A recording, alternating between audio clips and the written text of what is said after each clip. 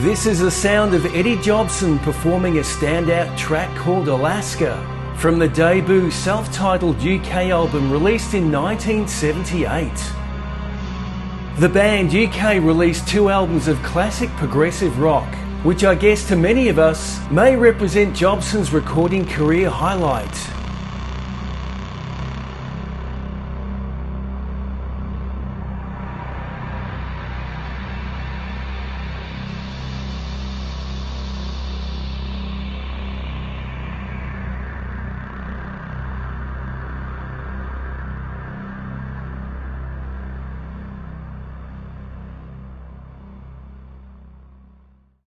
Hello and welcome to The Yak. My name is Tom, and today I'm going to speak about the career of Eddie Jobson.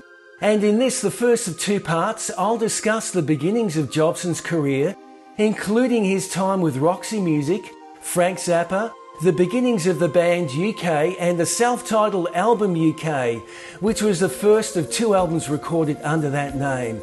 So Eddie, or Edwin Jobson, is an English musician born in April 1955 in Billingham, Stockton-on-Tees, England, who was most well known for his use of synthesizers and electric violin playing. He was a classical prodigy and teen star. He has been on the defining edge of rock violin, progressive rock, new age, electronica, and contemporary world music, and has been recognized by many as the definitive musician. He is a master of keyboards and the electric violin, and is a fascinating and highly talented musician who has also been a producer and occasional vocalist. He has favoured the use of modern technology to produce, on occasion, futuristic, ambient and mysterious new age atmospheres. Jobson's father was a school headmaster, and Eddie, along with the other 3 children of the family, was sent along to piano lessons when young. He began to learn piano and acoustic guitar at the age of 7, and violin when he was 8. And at this early age, Eddie said that he never enjoyed learning violin very much, but that he was very good at it. And he was actually awarded a diploma of distinction from the Royal Academy of Music when he was only 8 years of age. He also played drums in the marching band, began playing in an orchestra when he was 12, and had a strong interest in classical music at this time, writing a string quartet at the age of 13. He tried to enrol at the Royal Academy of Music when he was 16 and was accepted, but had to wait until the age of 18 as that was a minimum age level for entry. Given this 1-year plus delay to formally progress his musical career, Jobson decided to leave home in 1971 at the age of 16 and moved to Newcastle to join a rock band. This move didn't please his parents, and the rock band was called Fat Grapple. Singer with the band, Phil Welton, said, "I was in a band with Nick called Childhood's End, and we were writing songs together. We all felt that we needed keyboards and strings to complete the sound, and advertised in the Northern Echo newspaper. I was sitting on the wall outside the house one day when a lad in a school Mac arrived and asked if this was the house where Fat Grapple lived. This was Eddie, and we were amused and a little patronising until we heard him play, at which point we were determined to get him into the band. We went to meet his parents, and they accepted we would look after him and allowed him to come to live with us." At this time in 1971, Jobson started to get interested in synthesizers, which were just becoming available, and especially the VCS3 built by EMS, or Electronic Music Studios. This was the first commercially available electronic instrument in England.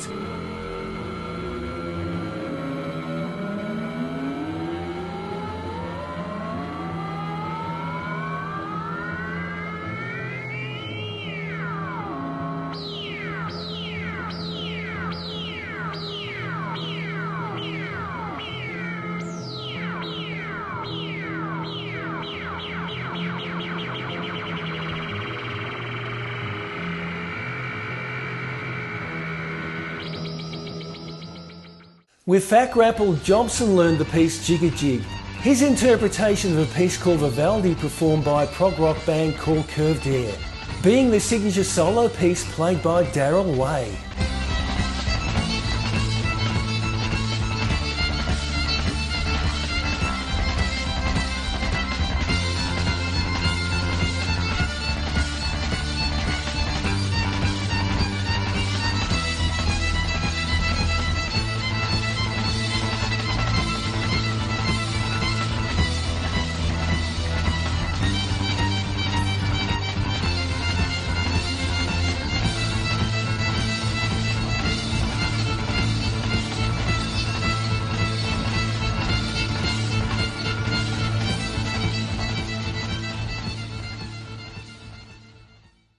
Jobson said, "I studied the first 2 Curved Air albums and learned to play all of their pieces. I could play all of Daryl's and Francis's parts. I could also play all of Keith Emerson's parts from the first ELP record." Jobson was a big fan of the band Curved Air, and it was around this time that Fat Grapple supported that band. Phil Wetton from Fat Grapple said, "Our first real gig was supporting Curved Air, and Eddie was beside himself."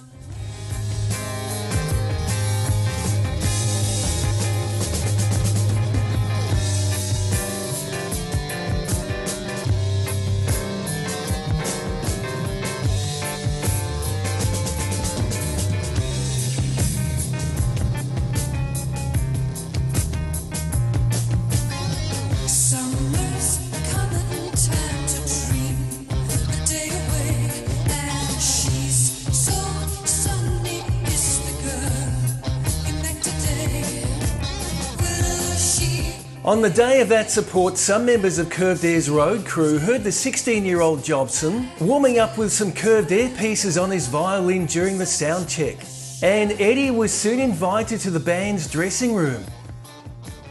And there was I, 16 years old, with Daryl Way handing me his violin and saying, "I hear you play Vivaldi." They started to laugh because I was playing all these echo parts. I'd not realised that these were a special effect. And so I'd learned to play all the repeated notes myself, which made it even harder. Then about 6 months later, Jobson received a phone call from the band advising him that Way and Monkman were leaving the group, and was asked if he wanted to join the band. And along with this came a recording contract for the 17-year-old. The album Air Cut was released in April 1973. And this was the only album Jobson recorded with Curved Air.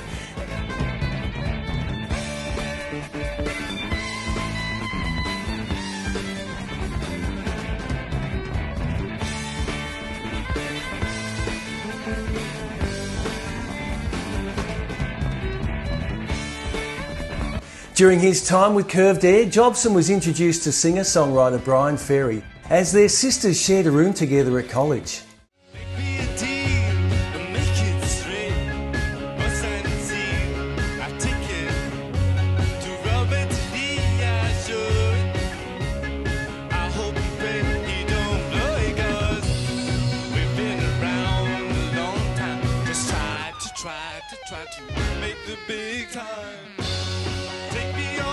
Ferry then saw Jobson perform with the band and asked Jobson if he could act as a session player on his forthcoming solo album, These Foolish Things. So Jobson played keyboards and synthesizer on this album, plus arranged and performed the orchestral parts for a string orchestra, as Ferry didn't have the money to hire a small orchestra back in those days. Ferry was impressed with Jobson's talent and soon after asked if he wanted to join Roxy Music. Initially, out of loyalty, Jobson said no, because as he put it, he was playing in Curved Air.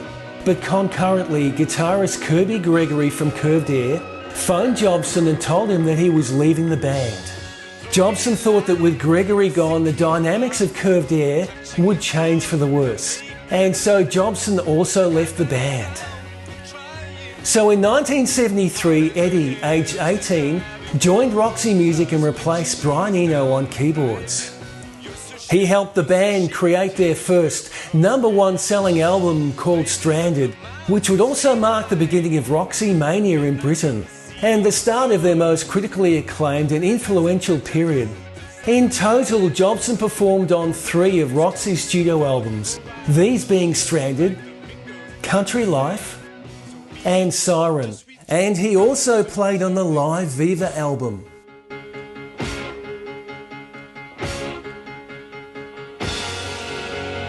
I park my car, stake my place in the singles bar, face to face, toe to toe, heart to heart as we hit the floor, lumber up, limbo down, the locked embrace, stumble around. I say go, she gets the rest. Jobson later said that being a teenager in the middle of Roxy mania was very exciting. A year later, in 1975, he contributed violin and horn pianette on King Crimson's Live USA album. The album notes credit him to playing violin on Lark's Tongues and Schizoid Man, and piano, but in fact it was horn pianette on Lament, as the original live parts for these pieces by David Cross were poorly recorded, and Jobson was given the task of re-recording them in the studio.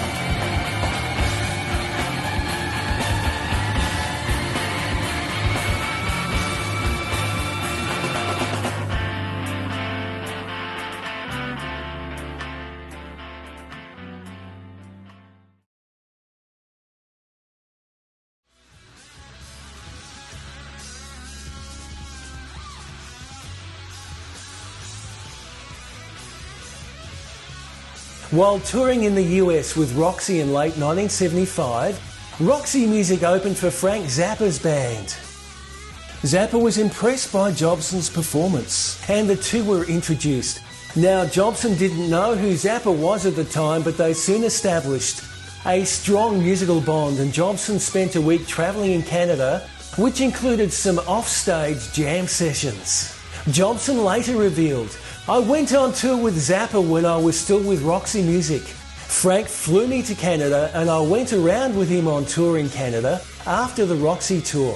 I used to play in the dressing room with Frank and saxophone player Norma Bell. One night I was in the dressing room and he just said, 'I want you to come onto the stage tonight.' I was completely unprepared. It was like 5 minutes before the concert started. So I had to go onto the stage with a violin."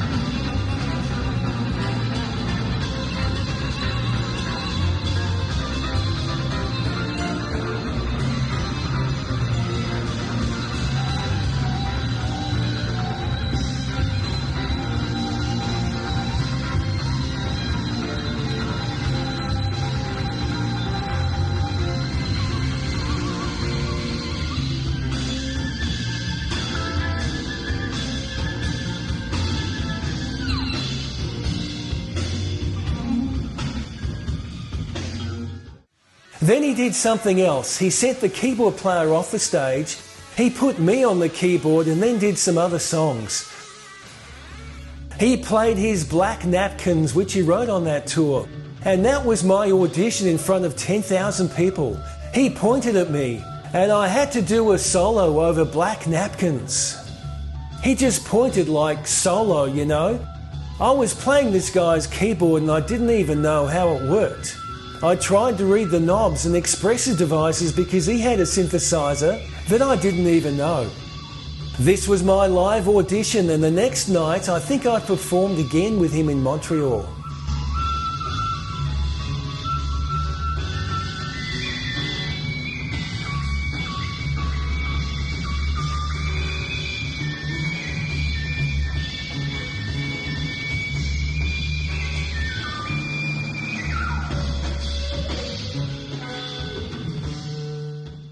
Roxy Music broke up in 1976 after the release of the album Siren. So with Roxy on a hiatus, Jobson recorded a little-known solo single, Yesterday Boulevard, playing all the instruments himself with the exception of drums, which were performed by Simon Phillips. In Yesterday Boulevard we hear mainly a clavinet and a few synthesizers, and also electric violin taking the lead role.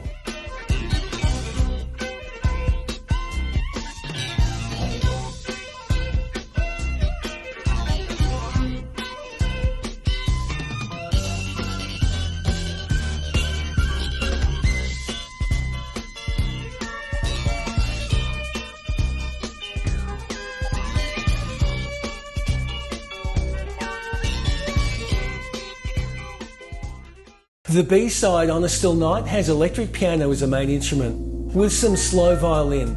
It is a slow musical piece, and Phillips also played drums here.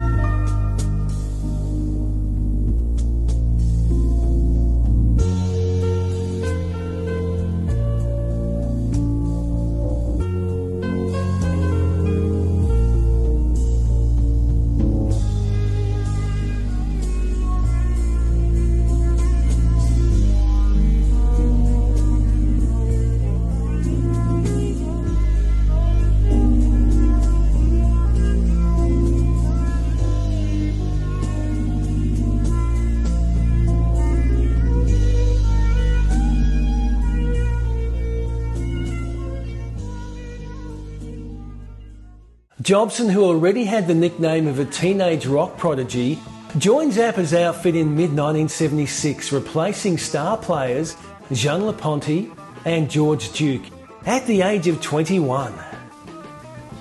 Jobson saw his stay with Zappa as a learning experience to broaden his musical horizons, and stipulated to Zappa that he would be on board for the next 12 months before moving on, which Zappa agreed to. Incidentally, Jobson appeared on the photo shoot for the October 1976 Zappa album, Zoot Allures, even though he didn't perform on any of the tracks. But that wasn't unusual for Zappa. With musicians coming and going, it was who was in the band at the time which determined who would be on the album cover. Jobson stated that he considered Zappa to be a unique musician, a unique guitarist, a unique composer, and a unique humorist. Jobson said everything about him was unique and fascinating. The way he spoke, the stories he told, his vocabulary. Jobson was also a little shocked that players who were clearly so talented could also act in a very outrageous and unusual fashion, as people Jobson knew to be musically talented were generally very straight and conservative. In the beginning, God made the light.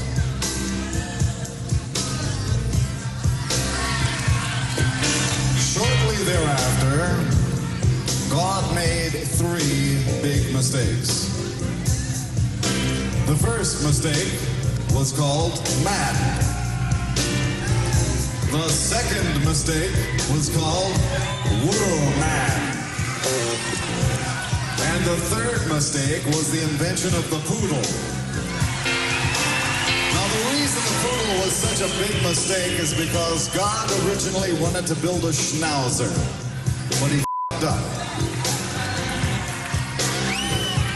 Now, a long time ago, the poodle used to be a very attractive dog.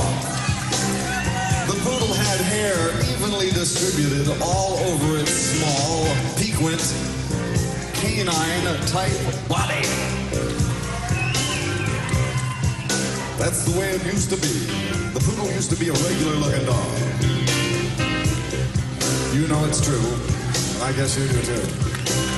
This dog had too goddamn much hair on it. It didn't have the disco look that's so popular nowadays. And so the woman set out to modify the aforementioned dog. Jobson also said that Zappa was the most dedicated musician he'd ever met. Being a complete workaholic, working 12 to 14 hours a day in his studio, and then afterwards working in his basement composing, writing and editing tapes. Zappa also recorded everything, including all rehearsal sessions. So let's talk about the formation of the band called UK. The starting point, I guess, goes back to the King Crimson release of the Dark and Heavy Red album, one of my personal favourites, which was released on the 1st of October 1974. Then a week later, the 28-year-old Fripp disbanded the outfit, saying, "I was becoming more and more frustrated. Crimson had stopped evolving both in a commercial and musical sense. This reflected the lack of strength in the music." Interesting. Fripp's announcement meant that there would be no live tour to support the album, and consequently Wetton and Bruford had to go to look for work. So in late 1974, Wetton found a position as bass player, but not as a vocalist, for Roxy Music, on the tour to promote the album called Country Life, and Jobson was also part of the same outfit on violin and keyboards. Bruford took up session work which included appearing on Chris Squire's Fish Out of Water album in 1975, before touring with Genesis, supporting the A Trick of the Tail tour in 1976, and then Seconds Out in 1977. By early 1977, Wetton and Bruford had completed their commitments and decided to start their own project named British Lion, a trio lineup which also included Rick Wakeman. Promotional photos of the three were taken on the set of the James Bond movie The Spy Who Loved Me, and they rehearsed for 6 weeks before Wakeman left the ensemble and rejoined Yes for the Going for the One album.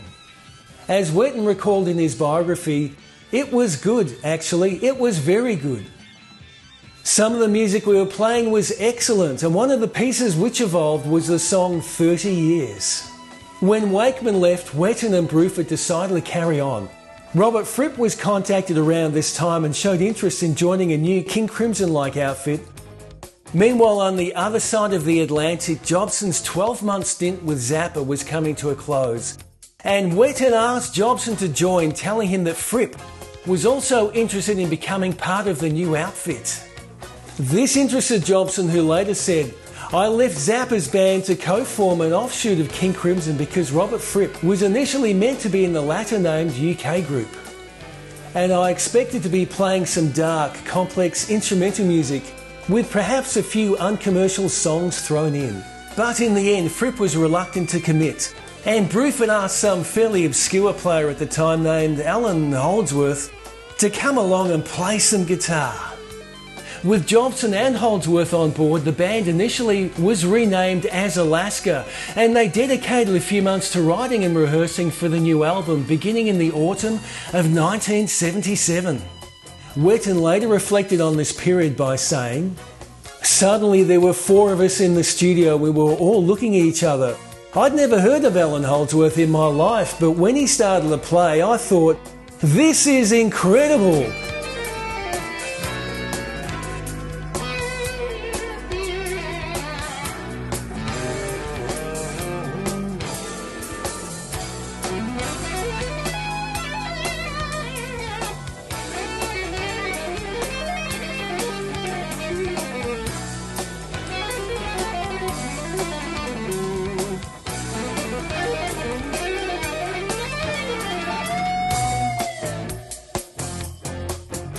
Allan had only been playing in small clubs, so very few people knew who he was.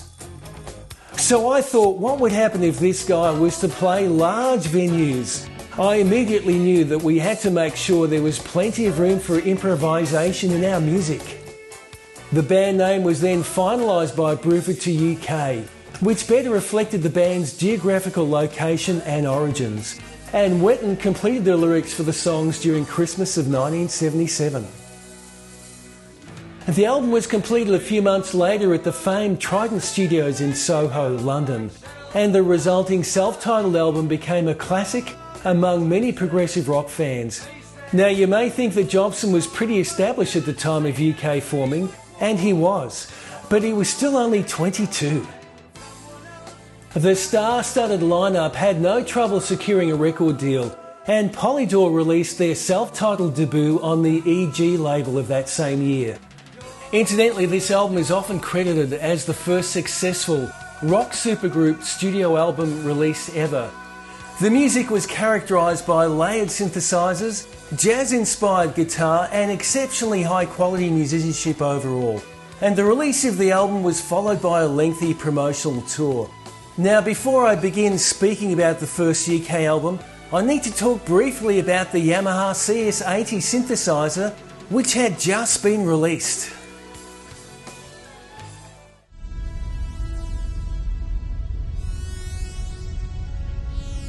The CS80 was developed from the Yamaha GX1, a keyboard colossus dripping with technological sophistication and indulgence. The CS80 was an analog synthesizer released in 1977, which had true 8-voice polyphony, allowing the player to play up to 8 notes simultaneously. It also had 2 independent synthesizer layers per voice, and also came with a few hardwired preset voice settings. The keyboard was both velocity sensitive and pressure sensitive, and production of the instrument spanned only 3 years, with manufacturing ceasing in 1980. 850 units were built by Yamaha, and about 500 of these remain today, and they are rare and expensive. The CS80 was also extensively used by Vangelis, who described it as the greatest synthesizer ever made. Unlike pitch bend wheels and the Moog ribbon controller design, the CS80 had a ribbon controller which was built into the keyboard and had no center position. It was therefore possible to have an incredibly smooth pitch bend over a large range, and the player could use the ribbon controller to move from the keyboard's highest pitch right down to a sub-audio frequency by sliding a finger on the ribbon controller. Now, I have a few keyboards but not a CS80, but Jose is lucky enough to own one of these, and he is going to show us how the ribbon controller on this keyboard works.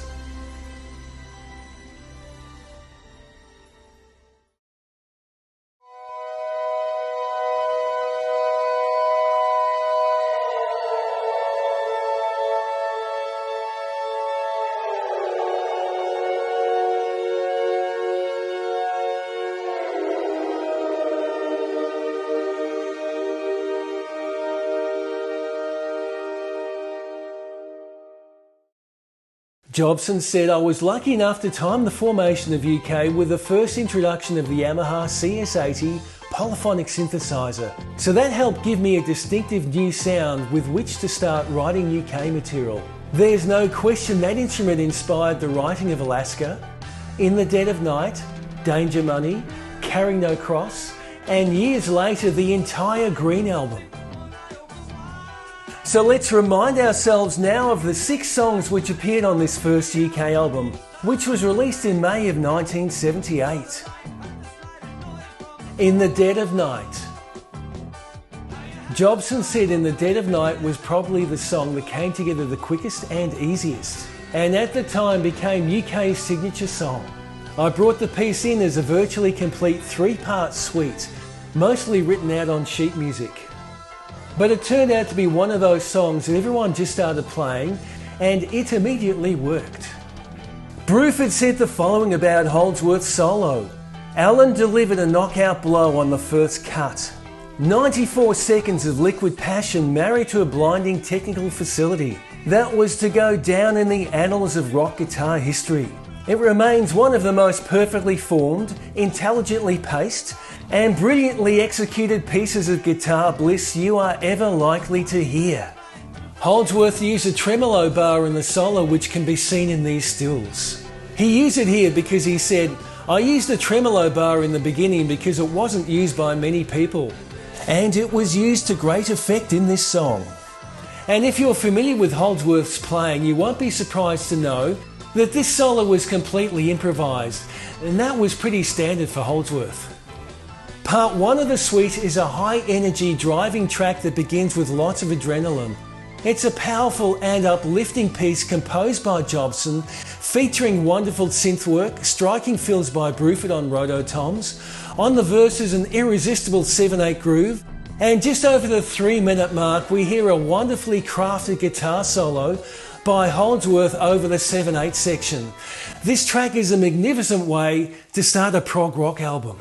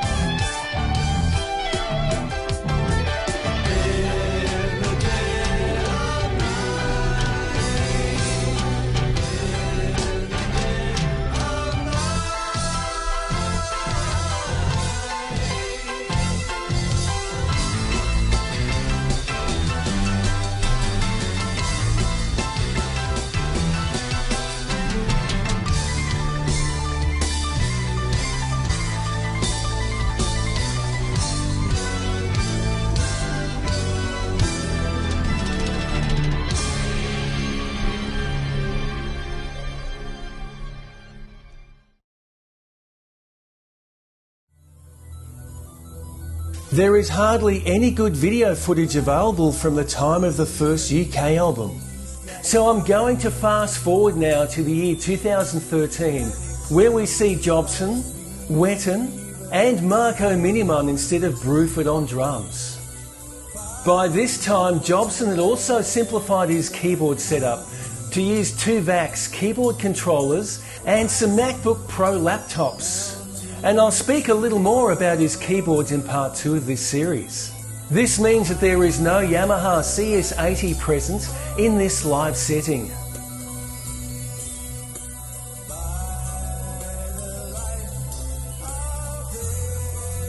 By the Light of Day. Part 2 of the suite is a mellow track performed in an ambient mood, reminiscent of the beginning of Lament by King Crimson, I guess.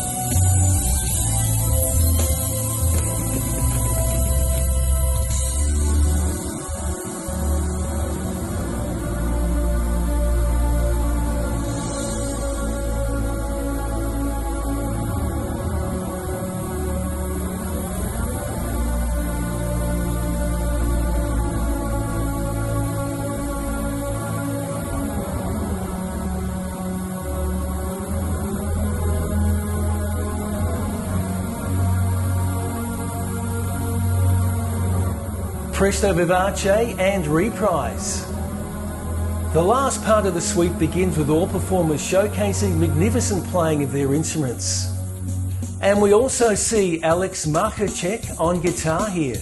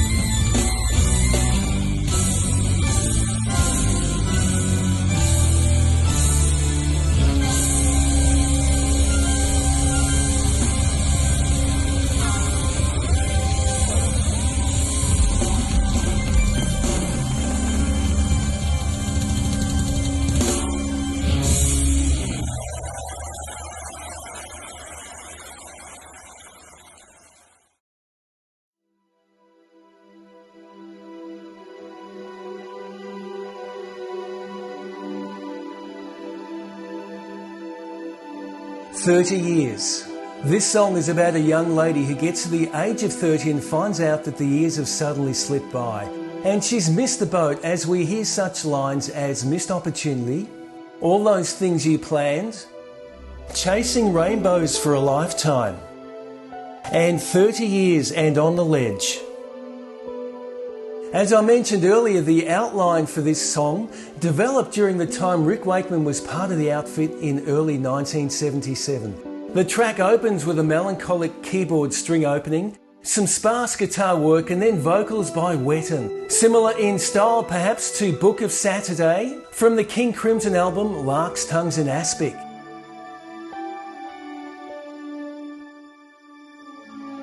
Chasing rainbows for a lifetime that left you gone, like shadows from the sun that run in the dresses, a face that you thought you saw, but never seemed to mean much more.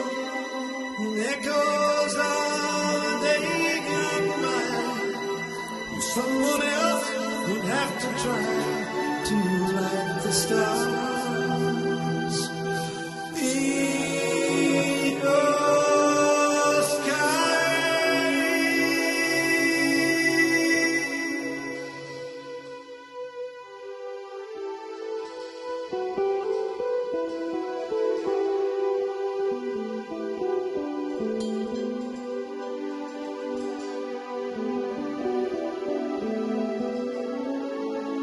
All the things you planned, just think these washed away, untied all without tears. The fears of admiring your complex dreams just slither down, drowning in rocky pools, or smashed and dashed on peril's course, divorcing prematurely. Thoughts of lasting love in your life.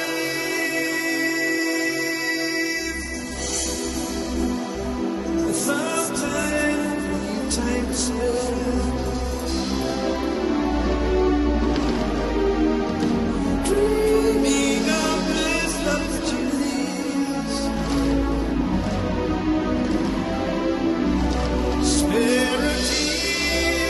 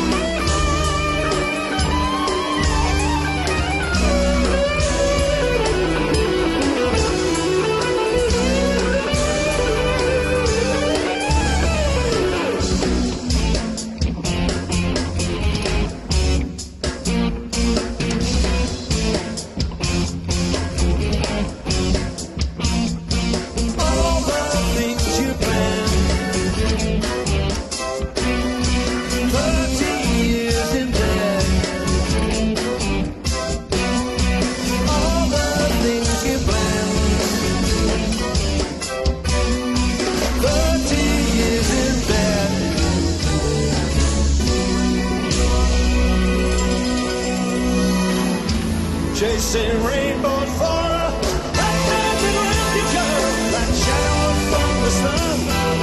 They run into traces of places you thought you saw, but never seemed to be much more than echoes of a day gone by. But someone else will have to try to light the stars in your sky. Your dark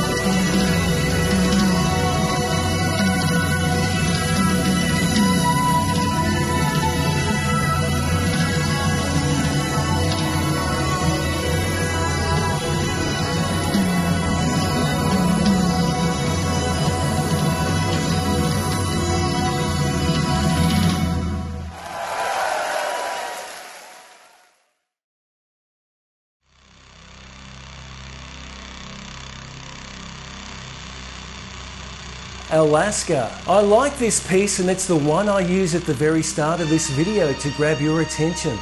And hopefully you're still watching. This was a Jobson only composition and begins with an instrumental soundscape which is dark, mystical and haunting, and conveys the immense grandeur of that state, which is the largest in the USA.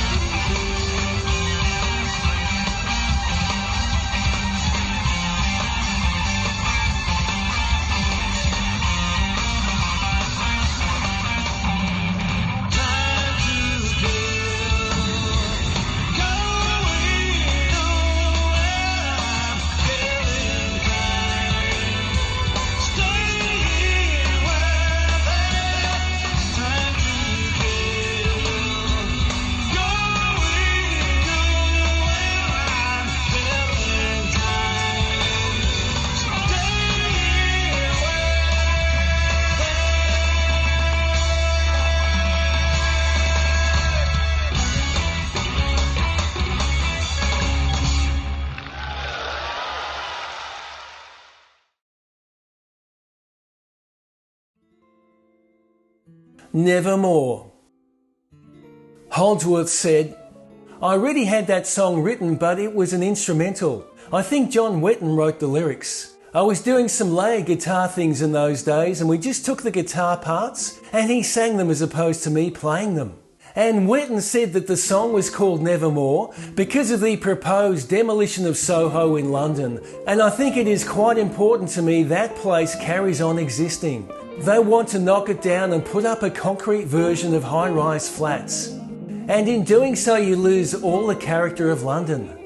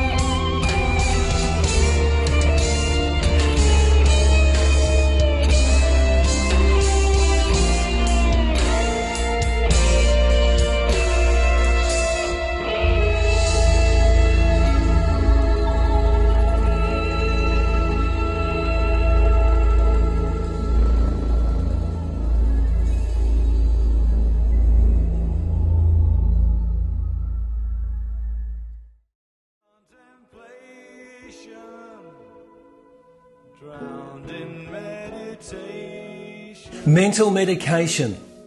This is the concluding track for which I have no video footage. This song was a writing contribution by Holdsworth, which begins with a quiet vocal passage and then develops into a thrilling jazz rock flavoured piece with great contributions from all players.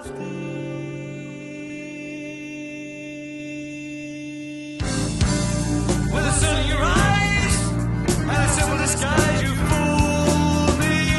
Strange how your calling is